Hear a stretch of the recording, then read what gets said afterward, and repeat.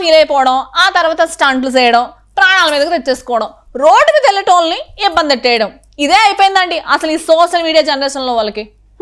అదేంటి అట్టంటావు? అసలు అట్టంటి వాళ్ళు లేకపోతే ఎంటర్టైన్మెంట్ ఎక్కడి నుంచి వస్తుంది?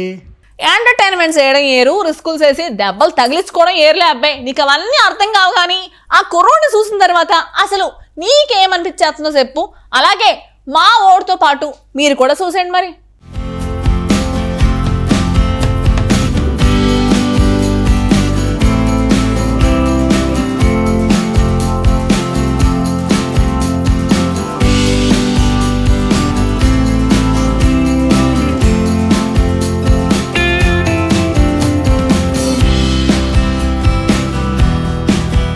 కొంతమంది యువకులు తామేం చేస్తున్నాము అనే విషయాన్ని మర్చిపోతున్నారు. తామేదో హీరోయిజం చూపిస్తున్నామనే భ్రమల్లో ఉండి ప్రాణాల మీదకు తెచ్చుకుంటున్నారు. ముఖ్యంగా సోషల్ మీడియా వ్యాప్తి చెందిన తర్వాత ఈ వెర్రితనం ఇంకా ఎక్కువైపోయింది.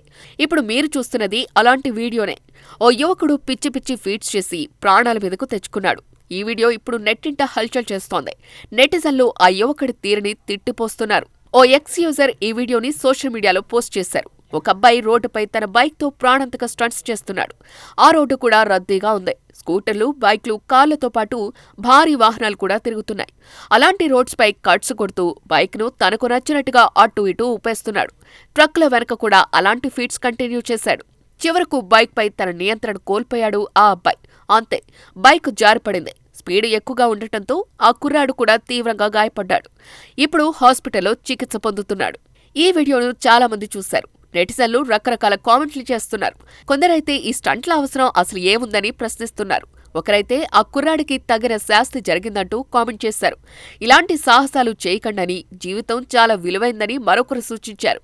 రోడ్డుపైన ప్రయాణించే ఇతరులకు ఇలాంటి స్టంట్స్ చేసేవారితో ఇబ్బందే. అందుకే ఆ కుర్రాడు ప్రమాదం బారిన పడ్డా కూడా సానుభూతి చూపించేవారి కంటే తిట్టేవారే ఎక్కువగా ఉన్నారు. ఎందుకంటే ఇదంతా స్వయంకృతాపరాధం కావటమే.